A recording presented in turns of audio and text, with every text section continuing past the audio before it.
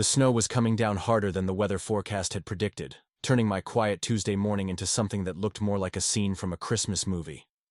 I'd been up since 5:30, not by choice, but because the trucks had been grinding their way through our neighborhood since dawn, their metal blades scraping against asphalt like nails on a chalkboard. Sleep wasn't happening after that symphony started. Before we jump back in, tell us where you're tuning in from, and if this story touches you, make sure you're subscribed because tomorrow, I've saved something extra special for you. My name is Marcus Chen, and I'm 31 years old, though most people guess I'm younger. Maybe it's because I still wear the same type of flannel shirts I did in college. Or maybe it's because I haven't quite figured out how to look like I have my life together the way other guys my age seem to. I work as a landscape architect for a small firm downtown, which sounds more impressive than it actually is. Most of my days are spent designing suburban backyards and occasionally getting to work on a park renovation if I'm lucky. I live in Millbrook Heights, a neighborhood in Columbus, Ohio that sits somewhere between working class and middle class, where the houses were built in the 70s and most people actually know their neighbors' names. It's the kind of place where kids still ride their bikes in the street during summer, and everyone complains about the same potholes for years before the city finally fixes them. The houses are modest but well-maintained, with small front yards and driveways that seem designed specifically to collect as much snow as possible during Ohio winters. My house sits at the end of Maple Ridge Drive, a dead-end street with exactly 12 houses. I bought it 3 years ago with money I'd saved from living with roommates for way too long, and I'd be lying if I said I wasn't proud of it. It's a small ranch-style place with blue siding that needs repainting and a front porch. That's just big enough for 2 chairs and a small table. The previous owner had planted mature oak trees in the front yard, which I loved in summer, but cursed every fall when the leaves became my responsibility. That particular Tuesday morning, as I stood at my kitchen window sipping coffee that was stronger than it needed to be, I watched the snow pile up on cars and sidewalks with the kind of relentless efficiency that only Midwest weather can manage. The forecast had called for 3 to 5 inches. We were already past 6 and it wasn't even noon yet. This was the kind of storm that would have school districts canceling classes and office workers logging in from home, grateful for the excuse to stay in their pajamas. I'd grown up in this kind of weather, so snow didn't particularly intimidate me. My dad had taught me early that winter was just another season to work through, not hide from. He'd been a construction foreman before his back gave out, and he'd raised me with the philosophy that problems were just opportunities to prove you could handle whatever life threw at you. Looking back, I think that's probably why I became comfortable with the idea of being useful, of being the person people called when something needed fixing, or moving, or figuring out. The woman who lived directly across from me was named Diana Whitfield, and I'd been curious about her since the day I moved in. She was the kind of person who maintained her property with the precision of someone who took pride in details that other people might overlook. Her lawn was always perfectly edged. Her flower beds were weeded and mulched, and even in winter, her front porch looked like something from a home and garden magazine, with seasonal decorations that changed exactly when they were supposed to. Diana appeared to be in her early 50s, though I'd never asked and she'd never volunteered the information. She had auburn hair that she usually kept pulled back in a way that looked effortless, but probably wasn't. And she drove a silver Honda Accord that she washed every Saturday morning without fail. I'd observed these details not because I was particularly nosy, but because when you live alone and work from home occasionally, you start noticing the rhythms of your neighborhood in ways you never did when your life was busier. What I knew about Diana could be summarized pretty simply. She lived alone, worked some kind of professional job that required her to dress nicely and leave the house every morning by 7:45, and she received grocery deliveries every Thursday evening. She was polite but not particularly social, the kind of neighbor who would wave from her car and smile if you made eye contact, but didn't seem interested in the kind of casual conversations that happened over back fences or while getting mail. I'd attempted small talk with her exactly 3 times in the 3 years I'd lived across from her. The first time was when I'd first moved in and wanted to introduce myself. She'd been gracious but brief, welcoming me to the neighborhood while clearly having somewhere else she needed to be. The second time was during a summer thunderstorm when a tree branch had fallen across her driveway. I'd offered to help move it, and she'd accepted with what seemed like genuine gratitude, but the conversation hadn't extended beyond the necessary logistics of branch removal. The third time was the previous autumn when her newspaper had been delivered to my porch by mistake. She'd thanked me for bringing it over. We'd talked about the weather for maybe 90 seconds, and that had been that. There was something about Diana that suggested she was intentionally keeping her distance, not out of rudeness, but out of some kind of protective instinct. She had the demeanor of someone who had learned to be self-sufficient, who didn't want to owe anyone anything or be in a position where she had to depend on other people's kindness. I recognized it because I'd been that way myself for a long time, especially after my divorce 2 years earlier. The divorce had been one of those situations that nobody really talks about honestly. Sarah and I hadn't hated each other or fought dramatically or discovered infidelity or anything that would make for a compelling story. We'd just gradually realized that we'd been trying to make something work that had probably stopped working. A long time before either of us was willing to admit it. We'd been together since college, and somewhere along the way, we'd both changed into people who were perfectly fine, but not particularly right for each other anymore. The process had been civilized and sad in equal measure. We'd divided our possessions with the kind of careful fairness that people use when they're trying to prove to themselves that they're handling something maturely. Sarah had kept the apartment. We'd shared downtown, and I'd used the motivation of starting over to finally buy the house I'd been talking about for years. The divorce had been finalized on a Thursday afternoon in a conference room that smelled like industrial carpet and disappointment. And afterward, we'd gone to lunch together and talked about staying friends in the way that divorced people always say they will, but rarely actually manage. Living alone had been an adjustment that took longer than I'd expected. I'd forgotten how quiet a house could be when there wasn't another person moving around in it. How you could go entire evenings without speaking out loud to anyone. I'd developed routines that probably seemed eccentric to other people but made sense to me. I read books while eating breakfast, listened to podcasts while doing yard work, and had started calling my mom every Sunday afternoon, something I'd never been consistent about when I was married. The work I did as a landscape architect was satisfying in ways I hadn't anticipated when I'd chosen the field. There was something deeply appealing about the process of taking an empty or neglected space and imagining what it could become, then creating a plan that would transform it into something beautiful and functional.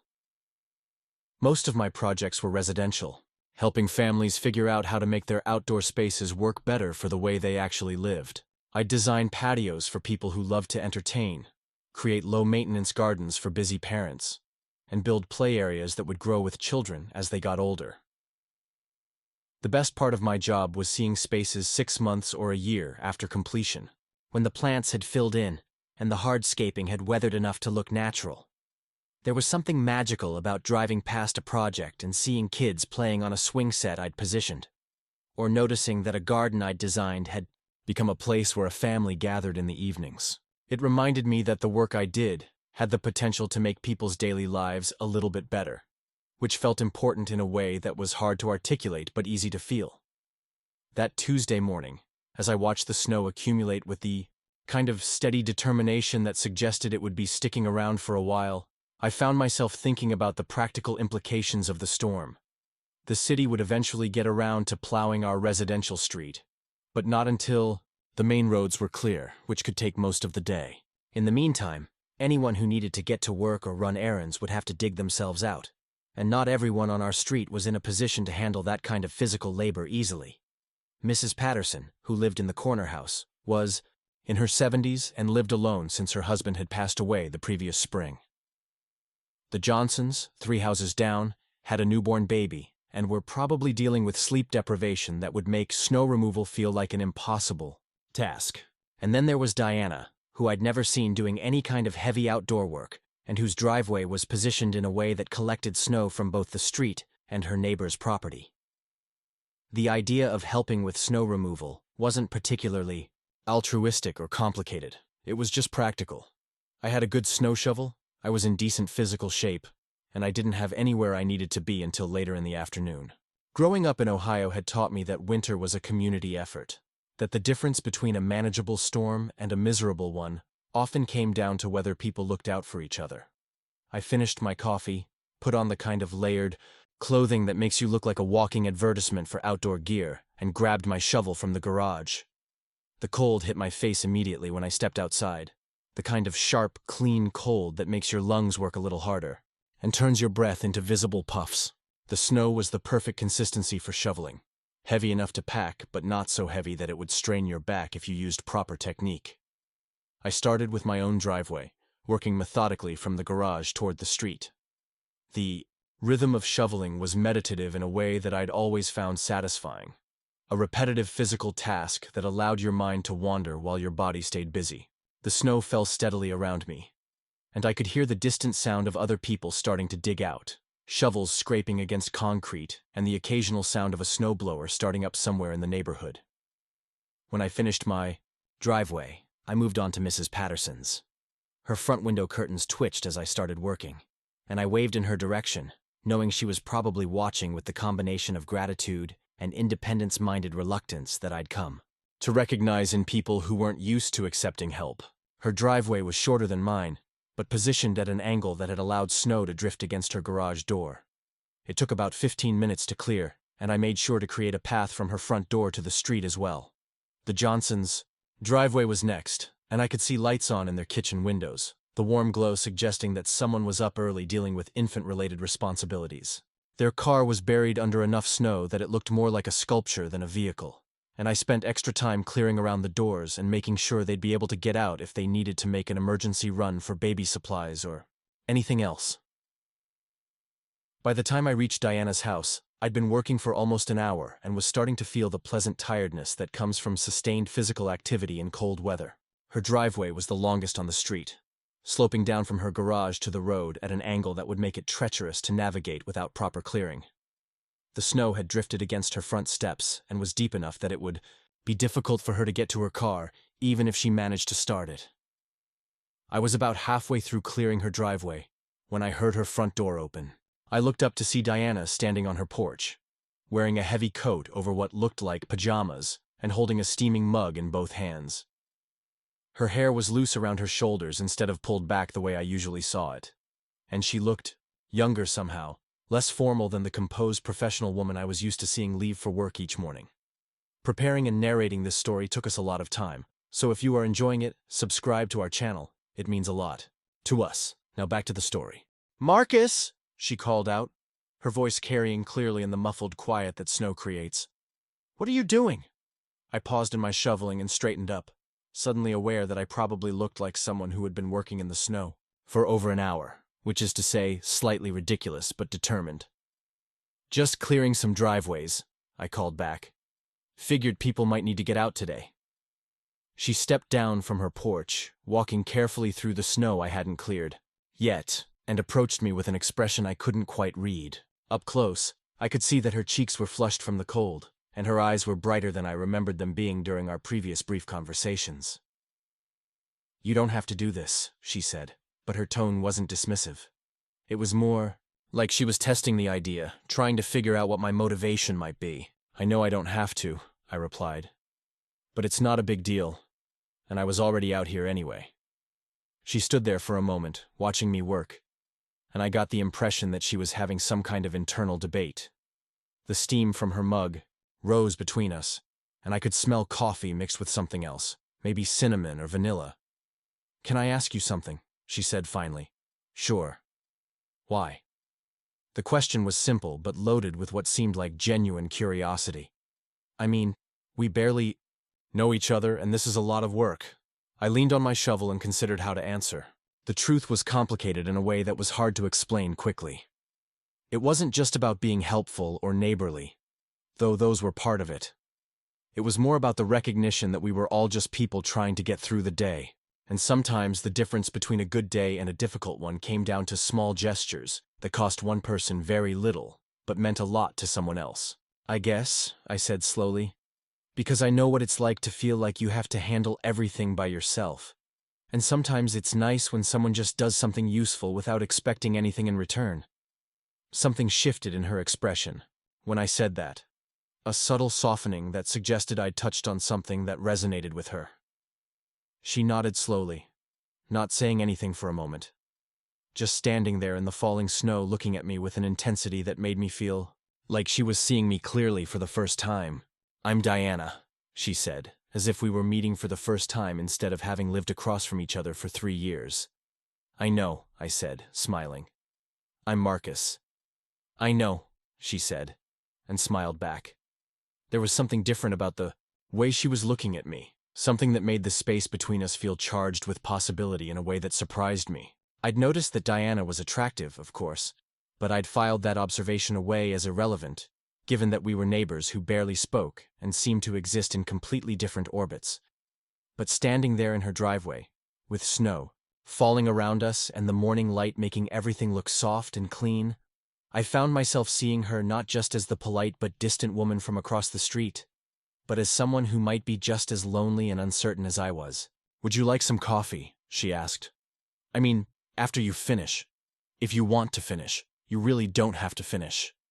I could hear something nervous in her voice, as if she'd surprised herself by making the offer and wasn't entirely sure she meant it. But there was also something hopeful there, a tentative reaching out that made me want to say yes, even though I wasn't sure what I was saying yes to. "I'd like that," I said. "Coffee sounds good." She nodded and turned back toward her house, then paused and looked over her shoulder. "Marcus? Yeah? Thank you. For this. It's been a long time since anyone—" She trailed off, seeming to change her mind about whatever she'd been about to say. "Just thank you." I watched her walk back to her house, moving carefully through the snow, and felt something I hadn't experienced in a long time. It wasn't an attraction exactly, though that was part of it. It was more like recognition, the sense that I'd just had a conversation that mattered in a way that most conversations didn't, even though we'd barely said anything at all. I finished clearing her driveway with more energy than I'd had when I started, working quickly but carefully, making sure to create clean lines and clear paths. The physical work felt different now, less like a chore I was doing out of neighborly obligation, and more like something I was doing because it mattered to someone who was starting to matter to me. When I was done, I stood at the bottom of her driveway and looked back at the work I'd completed. The snow was still falling, and I knew that by evening, there would probably be enough accumulation to require clearing again. But for now, Diana's driveway was clear. Her car was accessible, and she could get out if she needed to.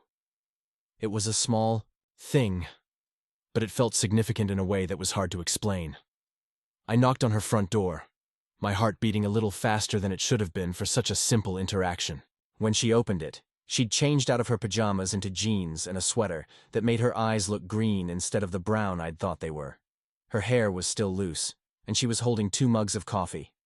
"Perfect timing," she said, handing me one of the mugs. "I wasn't sure how you liked it, so I made it the way I make mine." The coffee was perfect, strong but not bitter, with just enough cream to take the edge off. I took a sip and felt the warmth spread through my chest, though I wasn't entirely sure the warmth was just from the coffee. "This is exactly right," I said. "Good," she said, and for the first time since I'd known her, Diana Whitfield looked genuinely, completely happy. We stood there on her front porch, drinking coffee and watching the snowfall, and I had the distinct feeling that something important was beginning. Diana's living room was nothing like what I'd expected, though I realized as I stepped inside that I'd never really thought about what the inside of her house might look like. From the outside, everything about her property suggested precision and control, so I'd unconsciously assumed the interior would match that aesthetic. Instead, I found myself in a space that felt lived in and comfortable, with warm colors and furniture that looked like it had been chosen for coziness rather than impression. The walls were painted a soft sage green, and bookshelves lined almost every available surface, packed with volumes that showed clear signs of being read rather than displayed. A large sectional sofa dominated the main seating area, covered in throws and pillows that suggested someone who actually used their living room for living. The coffee table was an old trunk that had been refinished, its surface marked with the kind of rings that come from years of mugs and glasses being set down without coasters. "I know it's not much," Diana said, following my gaze around the room, and I could hear a hint of self-consciousness in her voice. "Are you kidding?" I said, settling into the spot on the sofa she'd indicated. "This is exactly what a living room should look like. It feels like people actually live here." She smiled at that, a genuine expression that transformed her face in a way that made me understand why I'd always thought she seemed guarded. When Diana smiled like that, really smiled, it was like watching someone step out of the shadows into sunlight. "I moved here about 4 years ago," she explained, curling up in the corner of the sofa with her coffee mug cradled in both hands, "after my divorce was finalized. I wanted a place that felt like mine, you know? Not like I was trying to recreate something from before, but like I was starting fresh. The mention of divorce surprised me, though I couldn't say exactly why. Diana had always struck me as someone who was single by choice rather than circumstance. But hearing her talk about starting fresh made me realize I'd been making assumptions about her life that weren't necessarily accurate. "How long were you married?" I asked. Then immediately wondered if that was too personal a question for someone I was just getting to know. 17 years, she said without hesitation. Married? At 24, divorced at 41. It feels like a lifetime ago and like yesterday at the same time. There was something in her tone that suggested the divorce hadn't been her choice, though she didn't seem bitter about it. More like someone who had processed something difficult and come out the other side with a clearer understanding of who she was. "What about you?" she asked. "I noticed you don't wear a ring, but that doesn't always mean anything these days." "Divorced about 2 years ago," I said. "Nothing dramatic. We just grew apart. Sometimes I think the hardest breakups are the ones where nobody did anything wrong." Diana nodded with the kind of understanding that suggested she knew exactly what I meant.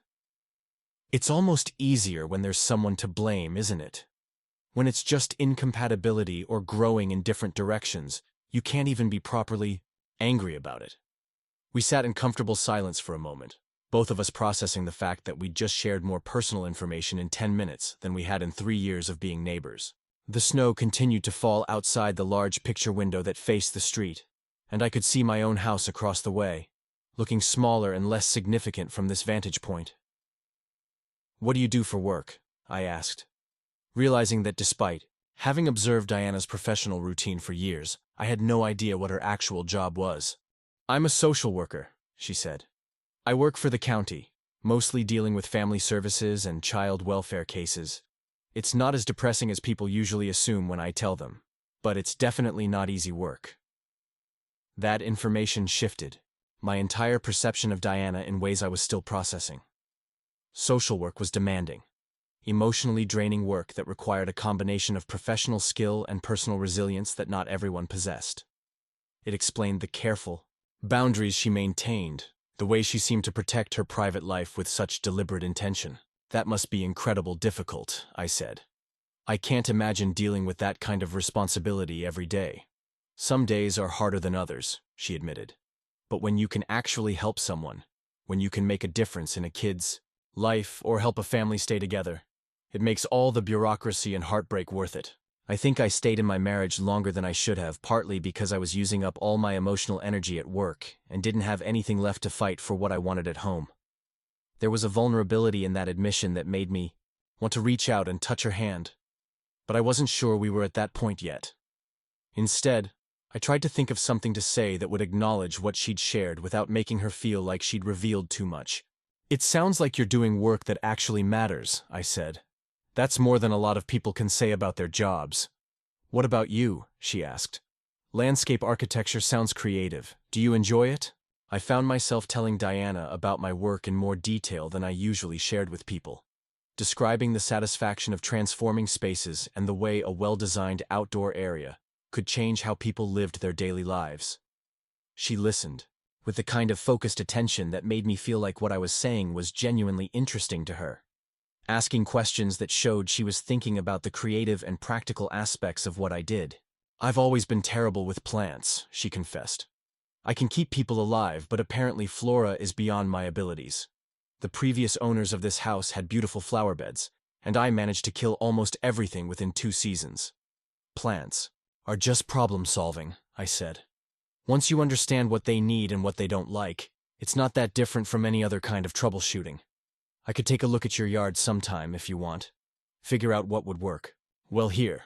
The offer surprised me as much as it seemed to surprise her. I'd made it without thinking, the same way I'd started shoveling her driveway that morning. But as soon as the words were out, I realized I genuinely wanted to help her create something beautiful in her outdoor space. "I'd like that," she said, after a moment. "Though I should warn you, I'm probably a lost cause when it comes to gardening." "I doubt that," I said. "If you can navigate the county social services system, you can definitely figure out how to keep some perennials alive." She laughed at that, and the sound was warm and genuine in a way that made me want to find more ways to make her laugh.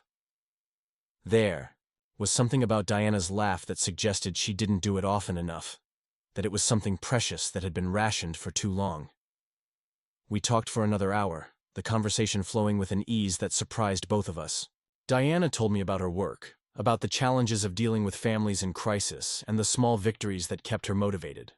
I shared stories about my more interesting design projects, including a backyard transformation I'd done for a family with 3 young children that had resulted in what the kids called the best playground in Ohio.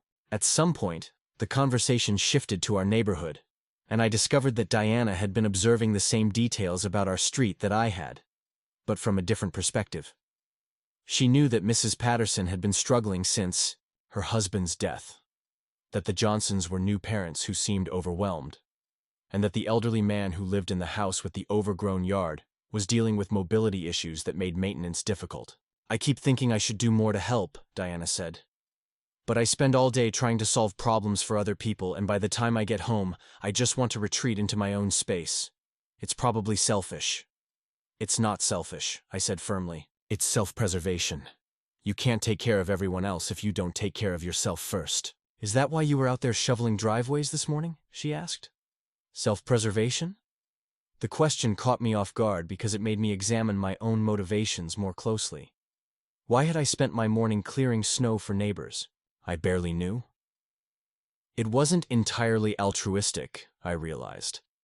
There was something about being useful, about being the kind of person who showed up when help was needed, that satisfied something in me that I didn't fully understand. "Maybe," I said slowly. "Or maybe I just like the idea of being part of a community where people look out for each other. I grew up in a neighborhood where everyone knew everyone else, and I miss that sometimes." "Where did you grow up?" Diana asked, and I found myself telling her about my childhood in a small town about an hour south of Columbus, where my parents still lived in the same house where I'd learned to ride a bike and had my first kiss and graduated from high school. Diana had grown up in Cleveland, in a family that moved frequently because of her father's job in sales. She'd attended 4 different high schools and had learned early how to adapt to new environments and make friends quickly, skills that had served her well in social work, but had also made it difficult for her to form deep, lasting connections. "I think I'm better at helping other people than I am at letting people help me," she said at one point, and I nodded because I recognized the tendency in myself. "Maybe that's something we both need to work on," I suggested. The afternoon passed, without either of us really noticing the time. The snow had stopped falling, and I could see neighbors beginning to emerge from their houses, starting the process of digging out cars and clearing sidewalks. The practical part of my brain knew I should probably head home and take care of my own responsibilities, but I was reluctant to break the spell of this unexpected connection. "I should probably let you get on with your day," I said finally, though I made no move to get up from the sofa. "You don't have to go," Diana said quickly, then seemed to catch herself. "I mean, if you have things you need to do." "I don't," I said, which was mostly true. "Unless you're getting tired of company." "I'm not," she said, and there was something almost surprised in her voice, as if she'd just realized something about herself that she hadn't expected.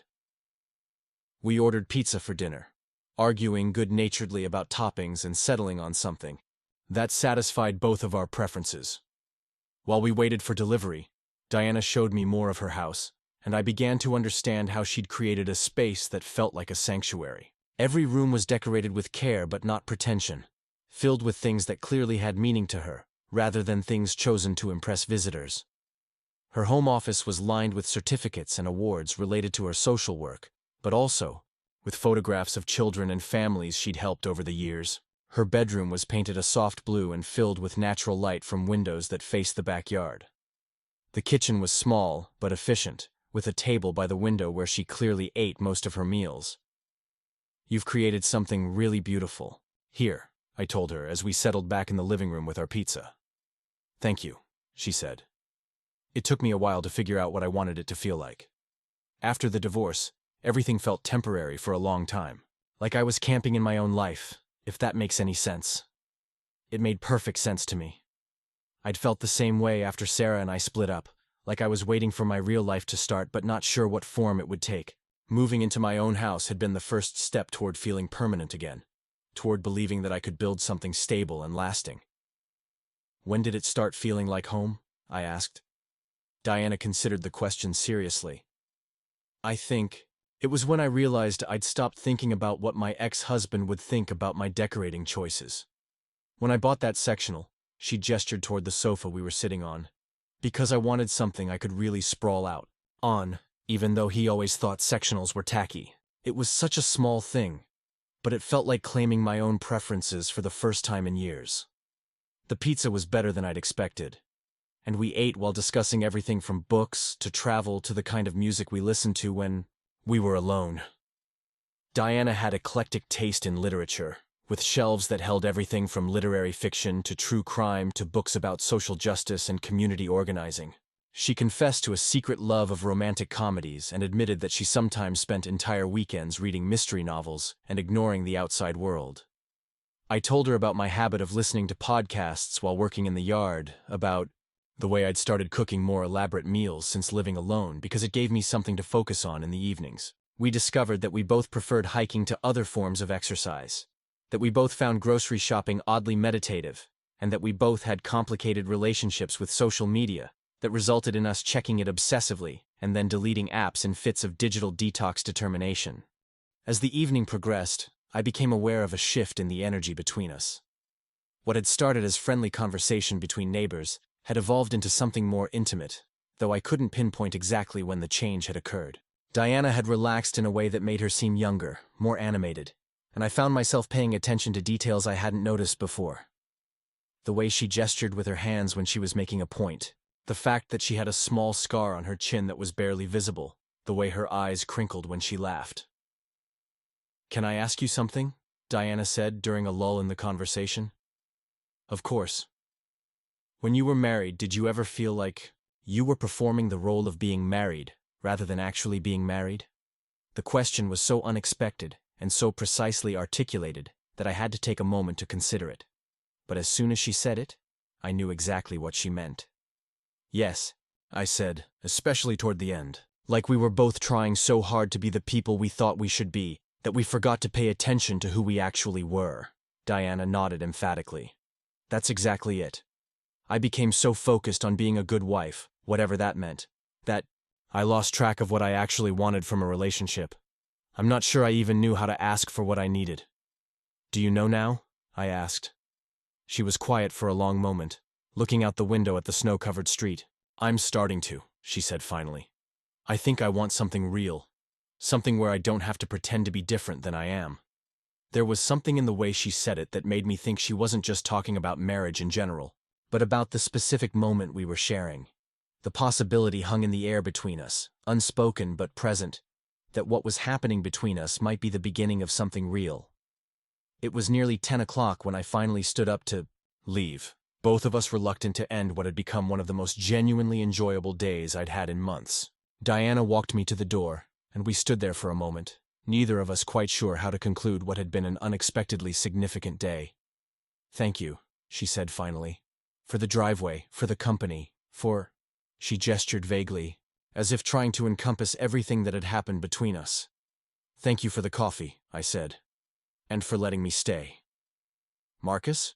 she said as I reached for the door handle. "Yeah? Would you like to have dinner sometime? I mean, an actual dinner, not just pizza during a snowstorm." The invitation was simple, but I could hear the courage it had taken for her to make it. Diana struck me as someone who didn't put herself in vulnerable positions easily, and asking me out clearly qualified as vulnerable. "I'd love that," I said, and meant it completely. "Good," she said, smiling that transformative smile again. "I was hoping you'd say yes."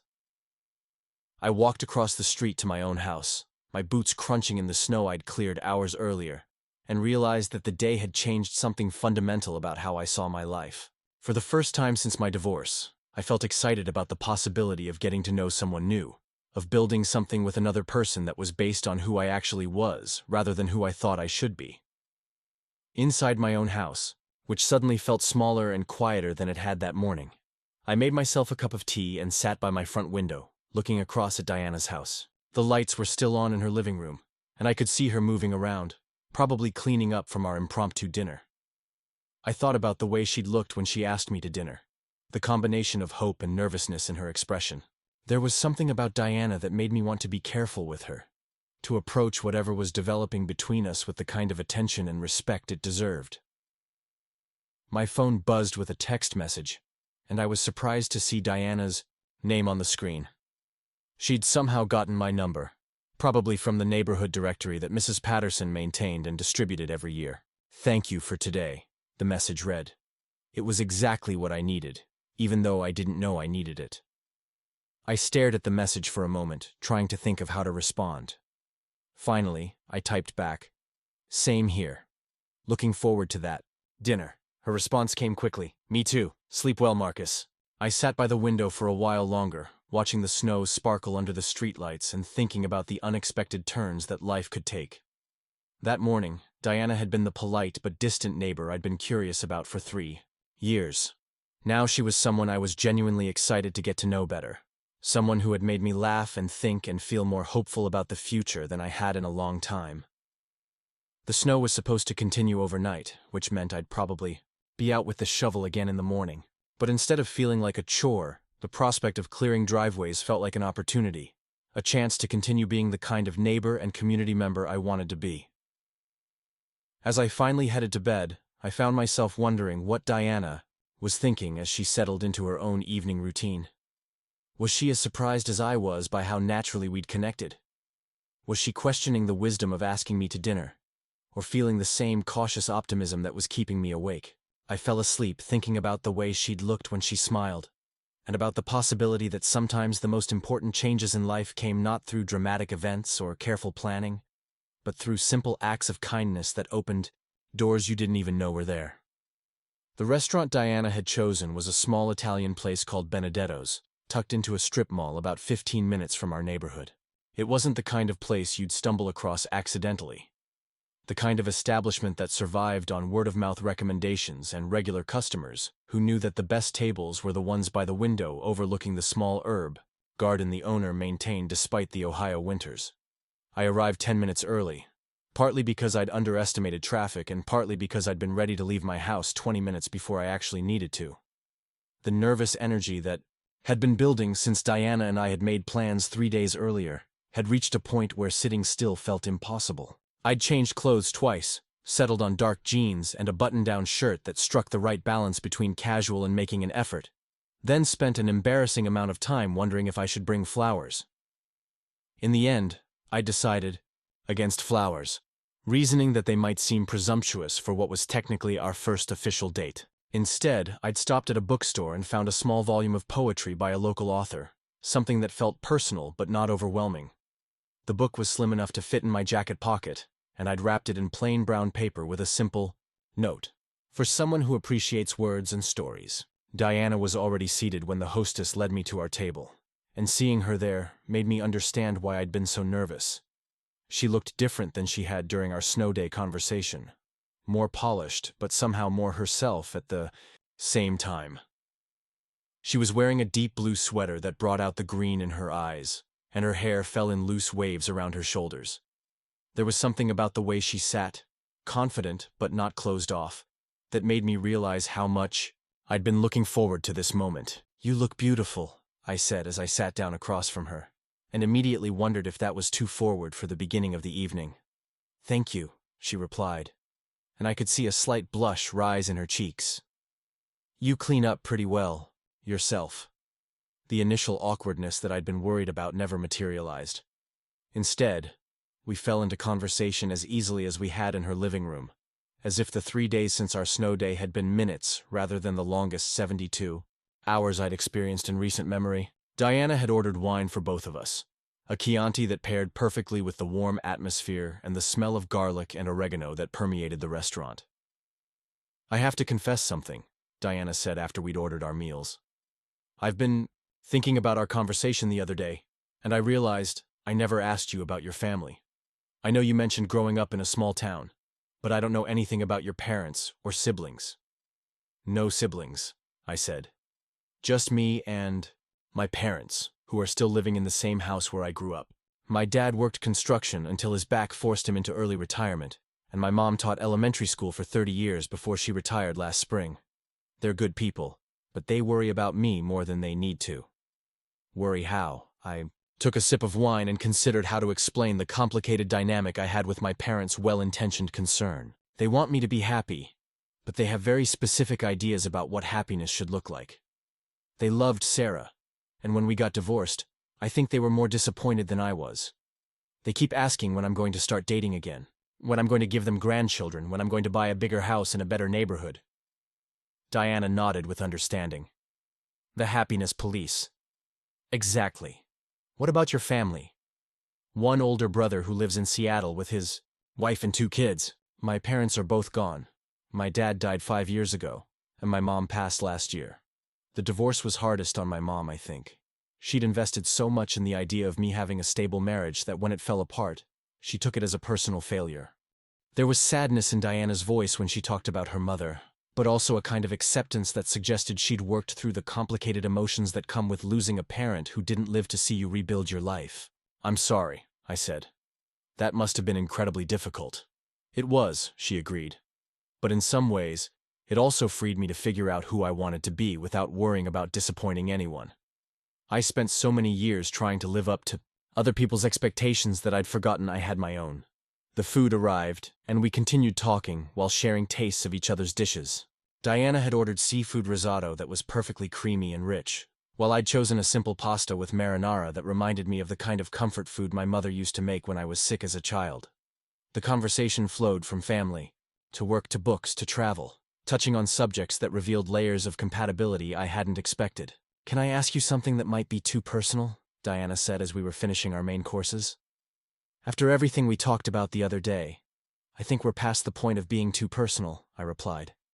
When you were married, did you ever have moments where you looked at your spouse and realized you were pretending to be interested in something they were saying? The question was so specific and so uncomfortably accurate that I almost laughed. More often than I'd like to admit, Sarah used to talk about her job in marketing, and I'd find myself nodding and making appropriate sounds while thinking about completely unrelated things. I felt guilty about it, but I couldn't seem to make myself genuinely care about campaign metrics and brand positioning. I did the same thing, Diana said. Michael would tell me about his golf games or his fantasy football league, and I'd be mentally planning my grocery list or thinking about cases at work. It's awful to admit, but I started to dread those conversations because they made me feel like such a fraud. Do you think that's normal? I asked.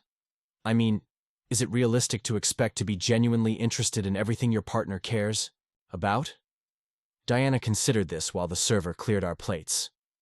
I don't think you have to be interested in everything, but I think you should be interested in the fact that they're interested, if that makes sense. Like, I don't need to love golf, but I should care that golf makes my partner happy. That's a good distinction, I said. I think Sarah and I lost sight of that. We stopped being curious about each other. When did you know it was over? Diana asked gently. I thought back to the moment when I'd finally acknowledged what had probably been true for months. We were at a dinner party with some of her coworkers, and someone asked us how we'd met. Sarah started telling the story, and I realized she was telling a version that made it sound more romantic and spontaneous than it actually was. Not lying exactly, but editing out the awkward parts to make it sound like a better story. And instead of being charmed by her storytelling, I felt annoyed that she was rewriting our history. That's heartbreaking, Diana said. What about you? I knew when I realized I was relieved every time Michael had to travel for work. I'd spend the first day of his trips cleaning the house and cooking elaborate meals just for myself. And I'd feel more relaxed and more like myself than I had in months. When I started looking forward to being alone more than I looked forward to him coming home, I knew we were in trouble. We ordered dessert to share, a tiramisu that was rich enough to justify the indulgence, and the conversation shifted to lighter topics. Diana told me about her attempts to learn Italian cooking, which had resulted in several minor kitchen disasters and one smoke alarm incident that had brought the fire department to her door. I shared stories about my more ambitious landscaping projects, including a backyard pond installation that had nearly flooded my client's basement. I have something for you, I said as we were finishing dessert, pulling the wrapped book from my jacket pocket. Diana unwrapped it carefully, reading. the title and author before looking up at me with surprise. How did you know I'd like this? I didn't, exactly. But you mentioned loving words and stories, and I thought you might appreciate something by a local author. If you hate it, I promise not to take it personally. She opened the book and read the inscription I'd written on the first page, for Diana, who made a snowy day into something extraordinary. When she looked up, her eyes were bright with what might have been tears. "This is perfect," she said softly. "Thank you." The drive back to our neighborhood felt shorter than it should have, both of us reluctant to end an evening that had exceeded all my expectations. We'd been talking for over 3 hours, and I felt like I could have continued the conversation for several more without running out of things to say or questions to ask. "Would you like to come in for coffee?" Diana asked as I walked her to her front door. "I promise it won't be as dramatic as last time." "I'd love to," I said, though I was aware that accepting the invitation carried implications that went beyond simple politeness. Inside, Diana's house felt even more welcoming than it had during our first extended conversation.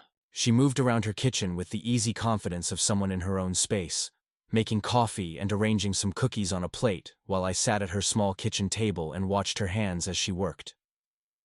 "I had a really good time tonight," she said, settling into the chair across from me with her coffee mug. "So did I. Better than I expected, actually." "Better than you expected?" she repeated, raising an eyebrow. "Should I be insulted?" "No," I said quickly, then laughed at myself. "I just meant that it's been a long time since I've felt this comfortable with someone I was getting to know. Usually first dates feel like job interviews where you're both trying to present your best possible version of yourself.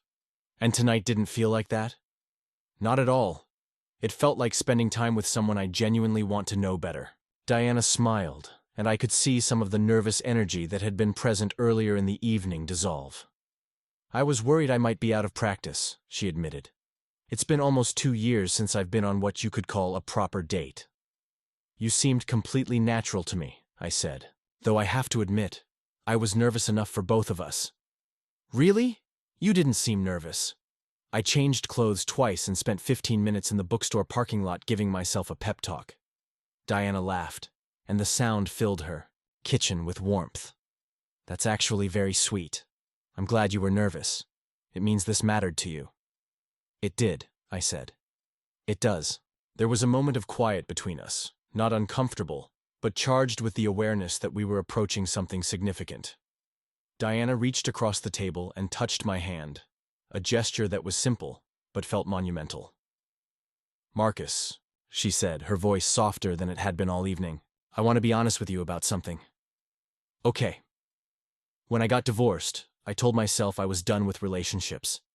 Not just romantic relationships, but the whole idea of letting someone become important enough to hurt me. I've spent the last 4 years building a life that felt safe and predictable, and entirely my own.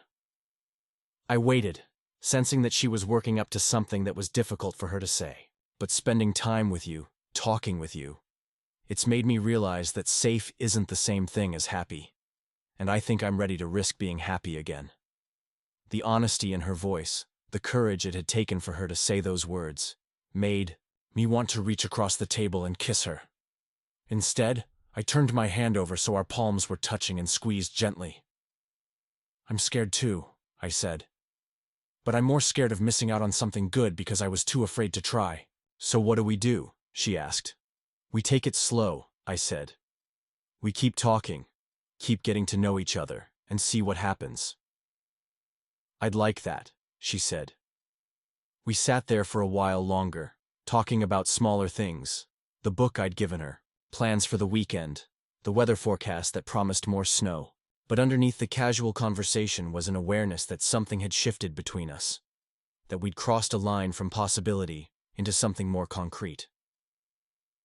When I finally stood to leave, Diana walked me to the door. And this time when we reached the threshold, I turned to face her. She looked up at me with an expression that was part nervousness, part anticipation, and I found myself leaning down to kiss her before I could overthink it. The kiss was gentle, tentative, a question rather than a statement. When we separated, Diana's cheeks were flushed, and she was smiling in a way that made me feel like I'd just done something exactly right. "Good night, Marcus," she said. "Good night, Diana." I walked across the street to my own house, my heart beating faster than it had any right to after such a simple kiss. Inside, I made myself a cup of tea and sat by my front window, looking across at Diana's house and thinking about the evening we'd just shared. My phone buzzed with a text message from Diana. "Thank you for dinner, for the book, and for being patient with someone who's out of practice at this." I typed back, "Thank you for taking a chance on me. Sweet dreams." Her response came quickly. "Sweet dreams, Marcus. I'm looking forward to seeing what happens next." I sat by the window for a long time that night, thinking about the way Diana had looked when she told me she was ready to risk being happy again. There was something about her courage in admitting her fears that made me want to be braver myself, to approach whatever was developing between us, with the kind of openness and honesty it deserved.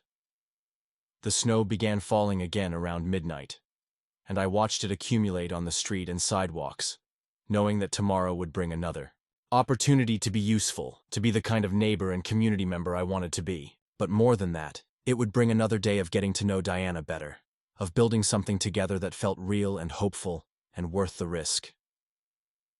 As I finally headed to bed, I found myself thinking about the way she'd touched my hand across the table, the warmth in her eyes when she'd looked at me, and the possibility that sometimes the most important connections in life come not through grand gestures or dramatic meetings, but through quiet moments of recognition, the understanding that you've found someone who sees you clearly and chooses to stay anyway. The next morning brought 6 inches of fresh snow and a text message from Diana. "Coffee? I'll make breakfast if you bring the shovel."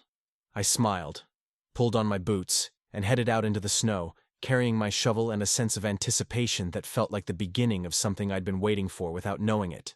The street was quiet, except for the sound of my footsteps in the snow, and Diana's house looked warm and inviting with lights glowing in the kitchen windows. I was halfway across the street when I realized that for the first time in years, I wasn't just moving through my life. I was moving towards something, towards someone who had made me remember what it felt like to be excited about the future. The snow crunched under my feet, and I could smell coffee brewing and bacon cooking, and I thought about how the simplest gestures could sometimes change everything. Diana opened her door before I could knock, wearing jeans and a sweater that made her look like she'd stepped out of a catalog for cozy winter mornings. Her hair was pulled back in a ponytail, and she was smiling the kind of smile that made me understand why people wrote love songs. "Good morning," she said, and something in her voice told me that she'd been thinking about the previous evening. Too, that she was feeling the same sense of possibility that had kept me awake longer than usual. "Good morning," I replied, and stepped into her house, into the warmth and the smell of coffee and the beginning of what I hoped would be a very good day. Diana's kitchen smelled like paradise when I walked in that morning. The scent of bacon and fresh coffee mixing with something that might have been cinnamon rolls baking in the oven. She'd clearly been up for a while, and I felt a flutter of guilt for not arriving earlier to help with the preparation. "You didn't have to go to all this trouble," I said, setting my shovel by the back door and unwrapping the scarf I'd wound around my neck 3 times to combat the morning cold.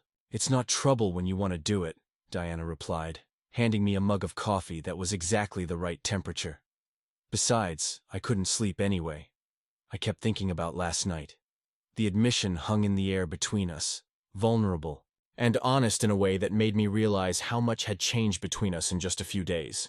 A week ago, Diana had been the polite but distant neighbor who kept her personal life carefully private.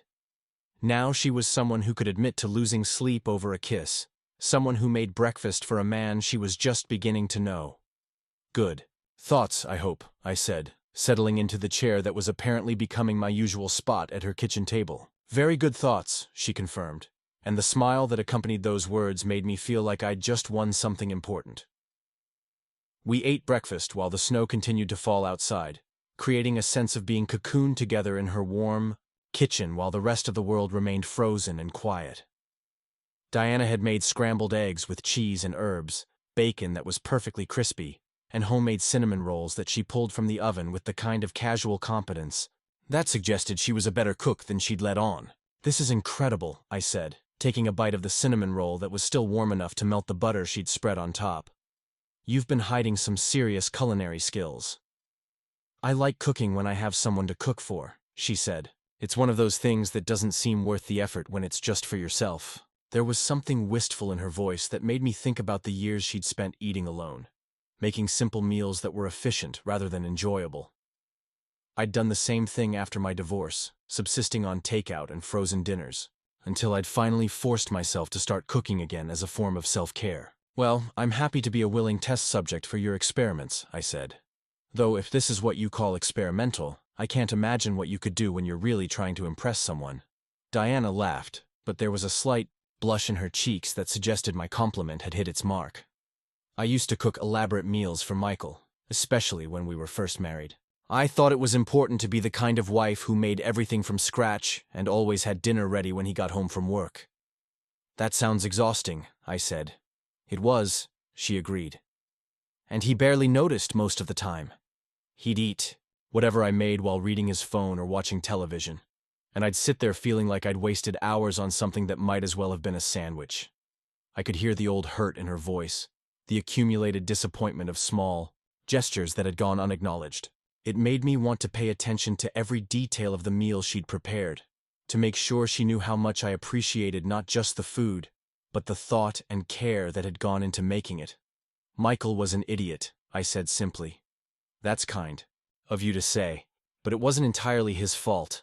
I never told him how important those things were to me. I just expected him to know. And when he didn't, I felt resentful instead of speaking up. That's something I did too, I admitted. I'd get frustrated with Sarah for not reading my mind, instead of just being direct about what I needed. We finished breakfast, and I insisted on doing the dishes, partly because it seemed like the right thing to do, and partly because I wanted to stay in her kitchen for as long as possible. Diana sat at the table with her coffee, reading the book of poetry I'd given her the night before, occasionally sharing a line or stanza that particularly struck her. Listen to this, she said, reading aloud. We are all learning to speak the language of being known, syllable by syllable, in the spaces between what we say and what we mean. That's beautiful, I said, pausing in my dishwashing to look at her. And accurate. It made me think about our conversation last night, she said, about how different it feels to talk to someone who's actually listening.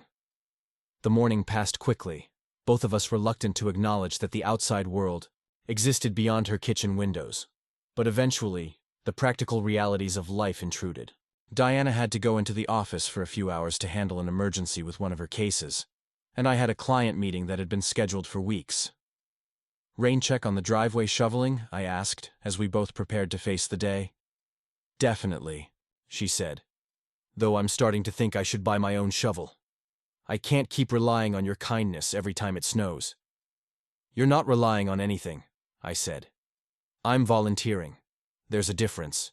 Diana looked at me for a moment, and I could see something shifting in her expression, a kind of internal debate that I'd learned to recognize as her processing something important. Marcus, she said finally, can I ask you something that might sound strange? Of course. Are you doing this because you feel sorry for me? Because I'm the divorced woman living alone who clearly doesn't know how to take care of her own property? The question caught me completely off guard, not because it was unexpected, but because it revealed an insecurity in Diana that I hadn't seen before. For all her professional confidence and personal strength, she was still vulnerable to the fear that people might be helping her out of pity rather than genuine care. No, I said firmly. I'm doing this because I want to. Because spending time with you makes me happy, and because I like being useful to someone who matters to me. I matter to you? She asked, and there was something almost surprised in her voice. Yes, I said without hesitation. You matter to me. The conversation stayed with me throughout the day. Even as I tried to focus on work and the routine demands of my schedule, I found myself thinking about the vulnerability Diana had shown in asking whether I pitied her, and about the years of self-reliance that had probably made it difficult for her to trust other people's motivations.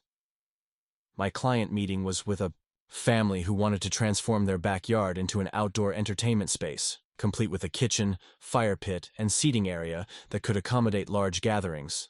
As I listened to them describe their vision, I found myself thinking about Diana's small backyard, and wondering what she might want to do with the space when spring arrived. "We want it to feel welcoming," the wife was saying. "Like a place where people want to linger and have real conversations." "What makes a space feel welcoming to you?" I asked, genuinely curious about their answer. "Comfort," the husband replied immediately. "Not just physical comfort, but the sense that you can be yourself there. No pretense, no performance."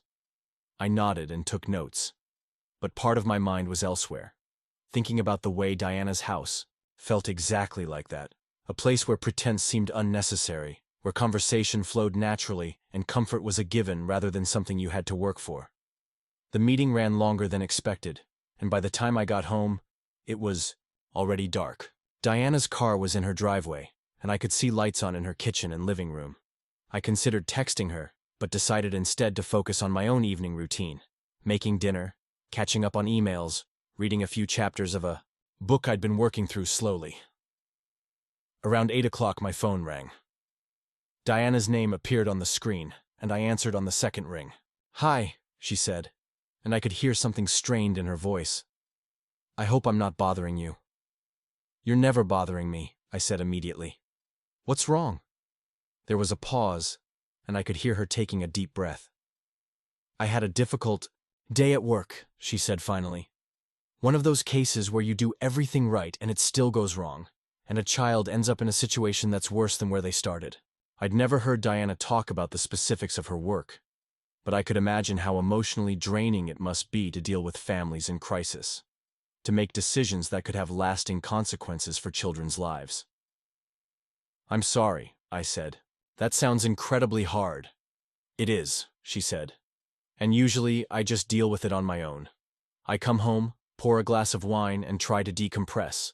But tonight, I kept thinking about what you said this morning, about how I matter to you, and I realized I didn't want to be alone with this." The trust implicit in that admission, that she was reaching out instead of handling difficulty by herself, felt significant in a way that was hard to quantify. Diana was someone who had learned to be self-sufficient, who had built her life around not needing other people. The fact that she was choosing to need me, even in a small way, felt like a gift. "Do you want company?" I asked. "I could come over, or you could come here. Whatever would be helpful." "Would you mind coming over?" she asked. "I have wine, and I think I need a hug." "I'll be there in 5 minutes," I said, already reaching for my jacket. Diana's house felt different when I arrived, not unwelcoming, but heavy with the weight of whatever she'd experienced during her workday. She opened the door wearing sweatpants, and an oversized sweater that looked like it had been chosen for comfort rather than appearance, and her eyes were red in a way that suggested she'd been crying. Without saying anything, I stepped inside and pulled her into a hug. She melted against me, her arms wrapping around my waist and her face pressed against my shoulder. We stood there in her entryway for several minutes, not talking, just holding each other while she let herself be comforted. "Thank you," she said, finally, her voice muffled against my shirt. "I didn't realize how much I needed that." "Any time," I said, meaning it completely. We moved to her living room, where Diana had already opened a bottle of red wine and arranged some cheese and crackers. On the coffee table, she curled up on one end of the sofa with her legs tucked under her, and I settled beside her, close enough that our knees were touching. "Do you want to talk about what happened?" I asked. Diana considered the question, swirling her wine in its glass and staring at the liquid as if it might contain answers. "There's a little girl," she said finally, 7 years old. "She's been in the system for 2 years, bouncing between foster homes because she has behavioral issues that most families can't handle." I waited, sensing that she needed to tell the story at her own pace. "We thought we'd found a good placement for her," Diana continued. "A family with experience dealing with trauma, who seemed committed to giving her the stability she needs. But today they called and said they can't handle her anymore.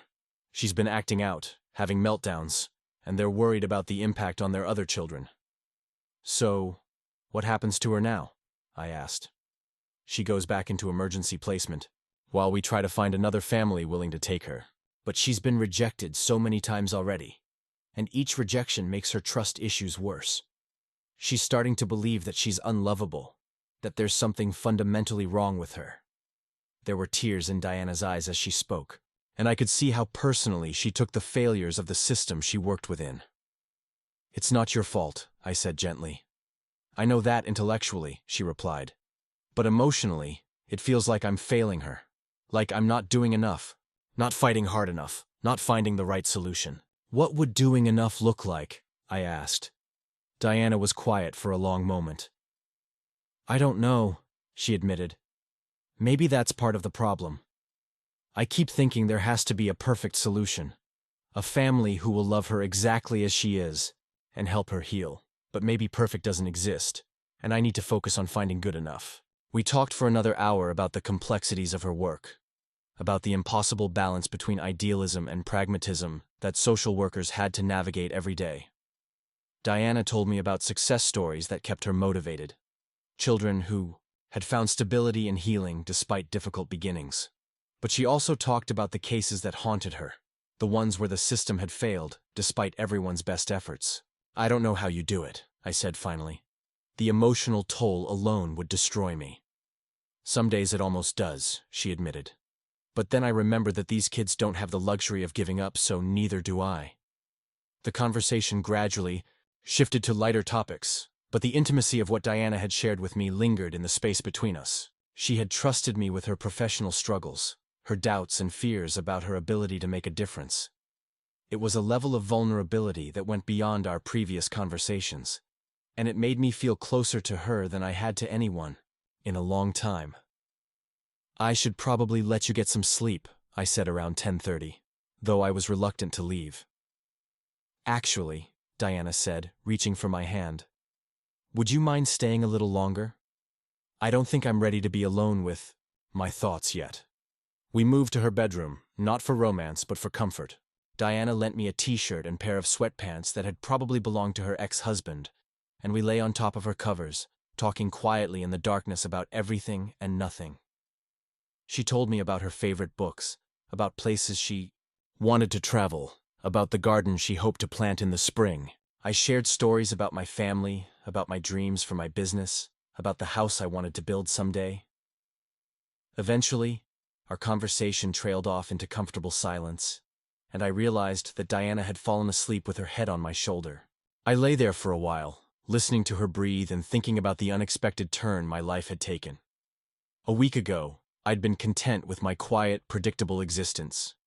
Now, I was lying in bed with a woman who had somehow become essential to my happiness, feeling more connected to another person than I had in years. When I woke up the next morning, Diana was already awake, propped up on one elbow and looking down at me with an expression I couldn't quite read. "Good morning," she said softly. "Good morning," I replied. "How are you feeling?" "Better," she said. "Much better. Thank you for staying. Thank you for asking me to stay." We lay there for a few more minutes, neither of us in a hurry to break the peaceful intimacy of the moment. Outside, I could hear the sounds of the neighborhood waking up.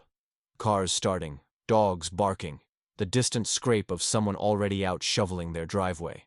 "Marcus," Diana said, her voice soft but serious. "Yeah?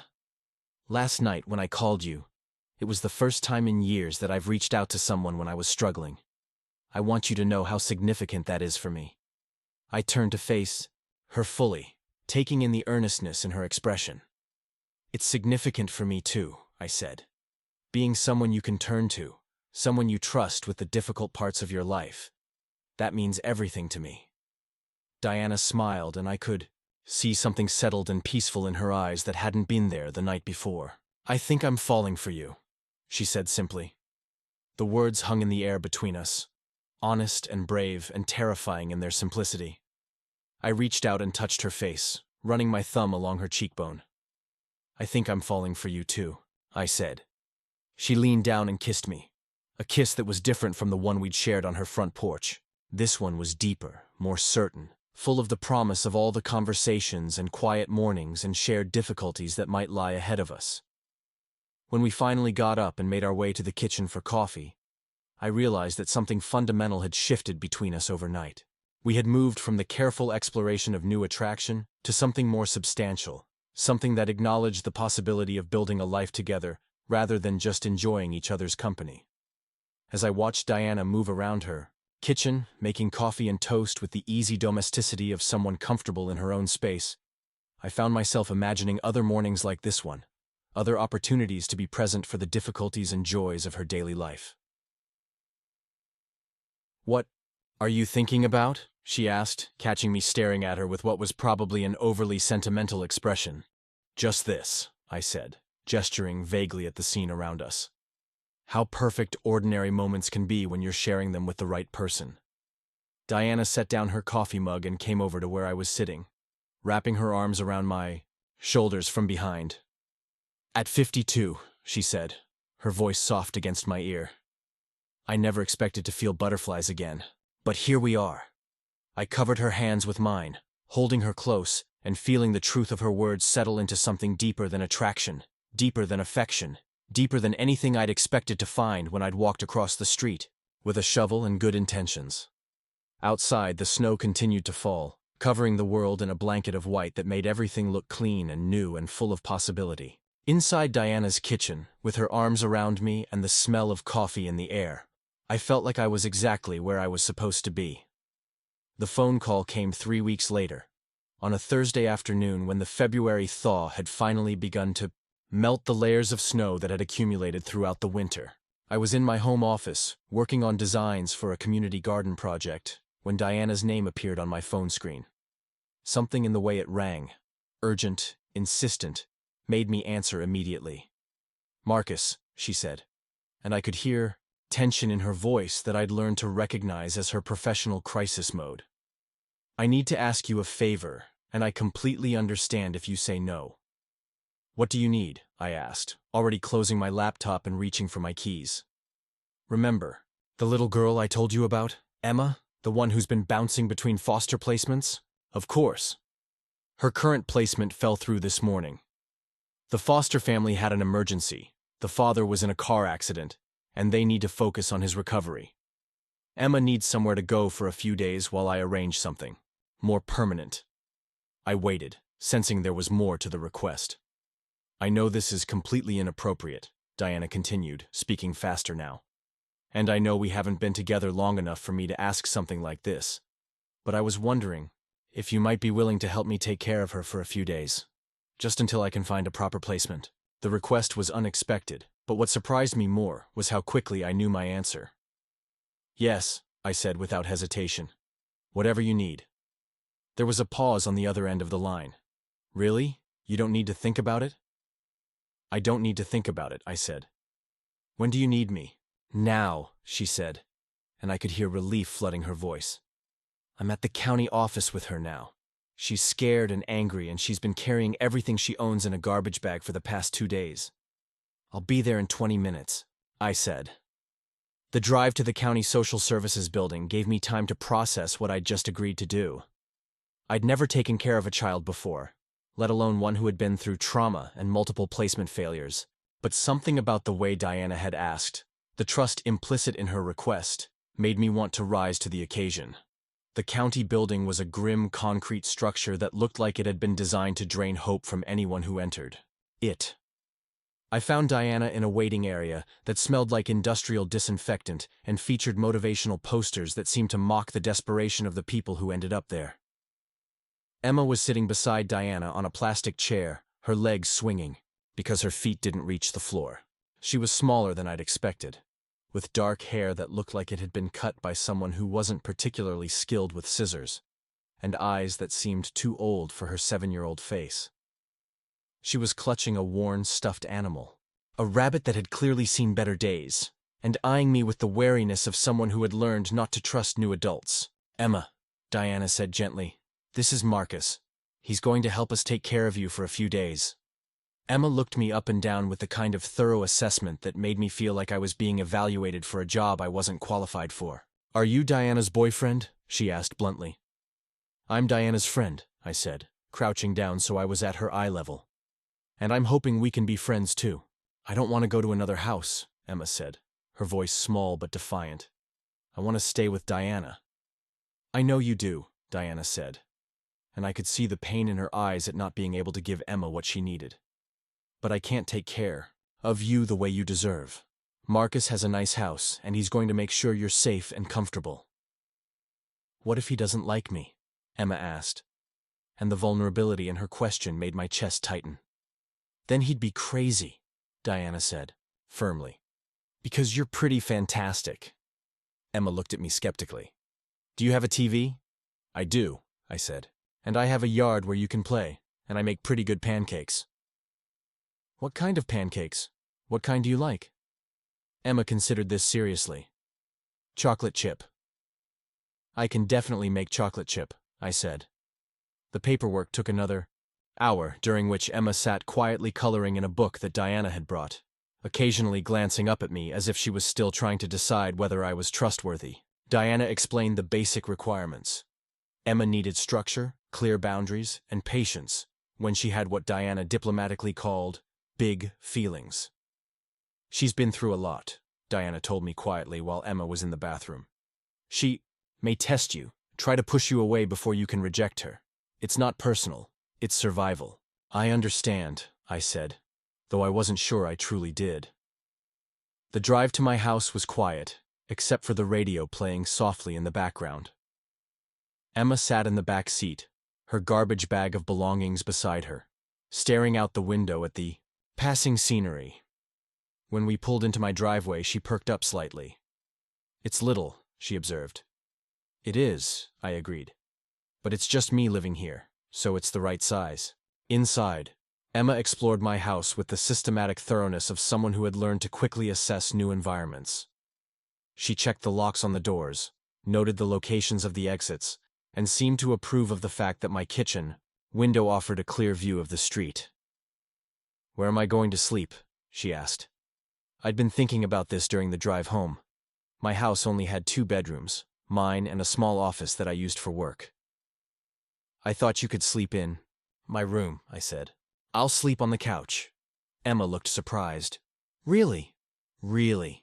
It's the biggest bed, and it has windows where you can see outside. What if I have bad dreams? Then you can wake me up, I said. I'm a light sleeper. That evening, I made chocolate chip pancakes for dinner, which Emma declared were pretty good. High praise from someone who had clearly learned to manage her expectations. We watched a Disney movie on the couch, and I was encouraged when Emma gradually relaxed enough to lean against me, her stuffed rabbit clutched securely in her arms. At bedtime, Emma emerged from the bathroom wearing pajamas that were too big for her hair damp from the bath I'd supervised with careful attention to privacy and dignity. Marcus? She said as I was tucking her into my bed. Yeah? Are you going to send me away? The question hit me like a physical blow. No, I said firmly. I'm not going to send you away. You're safe here. That's what they all say, Emma replied, but she seemed to want to believe me. I left the bedroom door open and settled on the couch with a book, but I couldn't concentrate on reading. Instead, I found myself listening for sounds from the bedroom, alert to any signs that Emma might be having trouble sleeping. Around midnight, I heard her crying, quiet, muffled sobs that she was clearly trying to suppress. I knocked gently on the bedroom door. Emma, are you okay? I'm fine, she said, but her voice was thick with tears. Can I come in? There was a pause. Okay. I found her sitting up in bed, her knees drawn to her chest, tears streaming down her face. I miss my mom, she whispered. Diana had told me that Emma's mother had died in a car accident 2 years earlier, and that there were no other family members able to care for her. I sat on the edge of the bed, careful not to crowd her. Tell me about her, I said gently. Emma talked for almost an hour about her mother, about how she used to sing while she cooked, how she always read bedtime stories with different voices for each character, how she smelled like vanilla and always knew exactly what to say when Emma was scared. She told me I was brave, Emma said finally, but I don't feel brave. You know what I think? I said. I think you're the bravest person I've ever met. You've been through things that would scare most adults, and you're still here, still trying, still hoping things will get better. That's not just brave. That's extraordinary. Emma looked at me with something that might have been surprise. Really?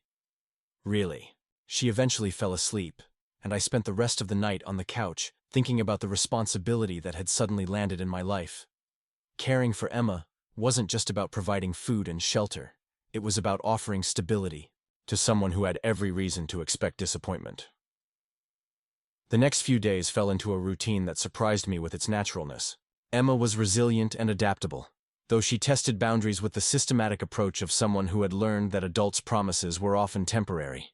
She refused to eat vegetables, insisted on wearing the same shirt 3 days in a row, and had meltdowns when things didn't go according to her expectations.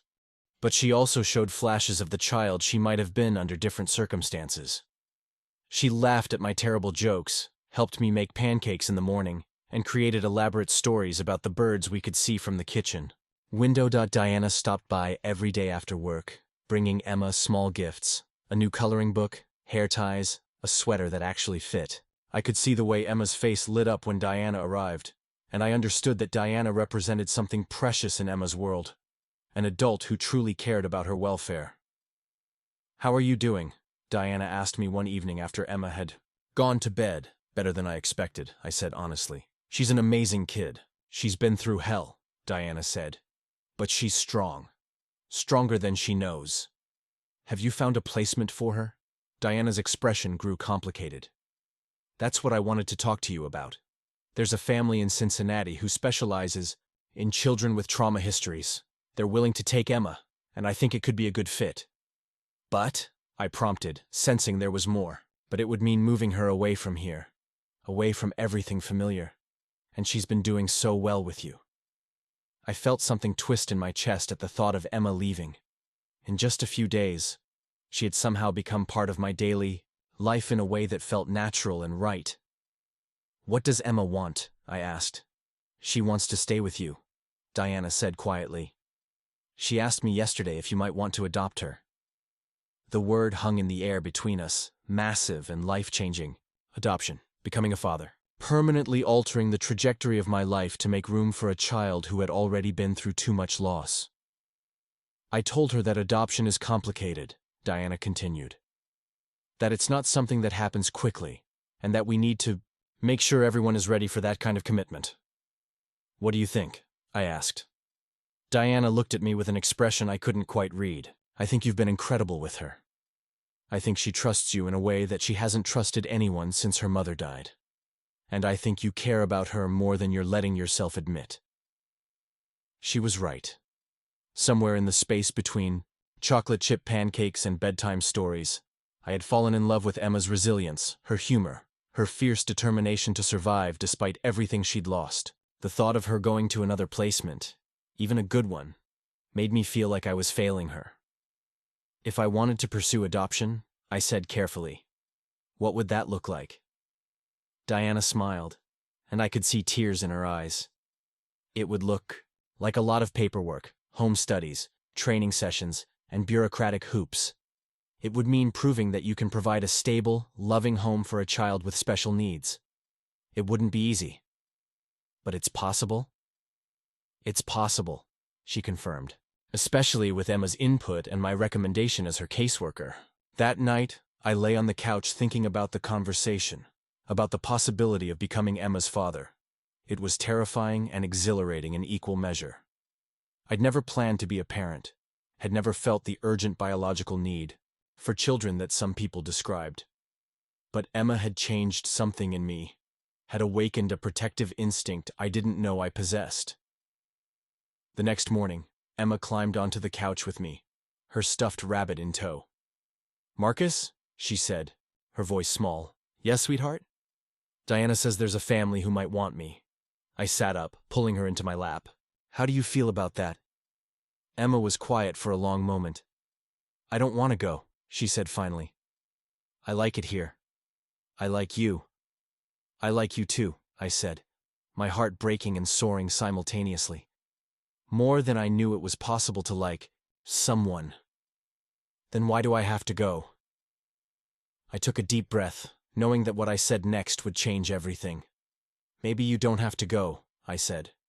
"Maybe if you wanted to, you could stay here, with me, forever." Emma looked up at me with eyes that had seen too much but still held hope. You mean like adoption? Yes, I said. Like adoption. If that's what you want. Emma threw her arms around my neck, and I felt tears on my cheek. Hers or mine, I couldn't tell. I want that, she whispered. I want that so much. 6 months later, Emma Chen legally became my daughter. The process had been exactly as complicated as Diana had warned, filled with paperwork and interviews and moments of doubt. But it had also been filled with small victories.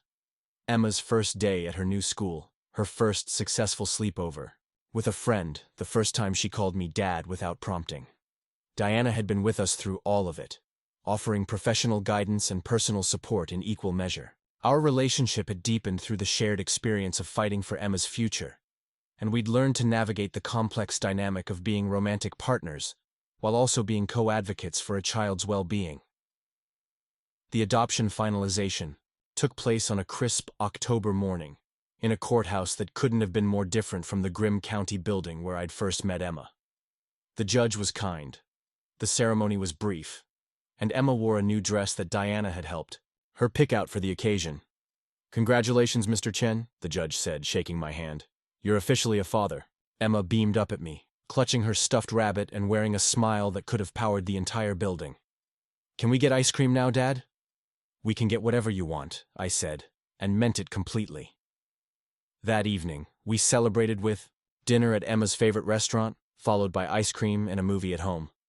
As I tucked Emma into her bed, her own bed, in her own room that we decorated together, she looked up at me with the kind of contentment that made every sleepless night and stressful day worthwhile. Dad? She said as I was turning off the light. Yeah, sweetheart? I'm glad you shoveled Diana's driveway that day. I smiled, thinking about how a simple act of neighborly kindness had led to this moment, to a family I'd never expected but couldn't imagine living without. Me too, Emma, I said. Me too. Later that night, Diana and I sat on my front porch, wrapped in blankets, and watching the first snow of the season begin to fall. Emma was asleep inside, safe and loved, and permanently part of our lives. So, Diana said, taking my hand, ready for the next adventure? I looked at her. This woman who had taught me that love could be found in the most unexpected places, that families could be built from choice rather than circumstance, that butterflies could still flutter in the chest of someone who thought they'd seen all of life's surprises. With you two, I said, squeezing her hand, I'm ready for anything. The snow continued to fall, covering the world in fresh possibility, and I realized that sometimes the most important journeys begin with the simplest steps, like picking up a shovel and deciding to help. Up next, you've got 2 more standout stories right on your screen. If this one hits the mark, you won't want to pass these up. Just click and check them out. And don't forget to subscribe and turn on the notification bell so you don't miss any upload from us.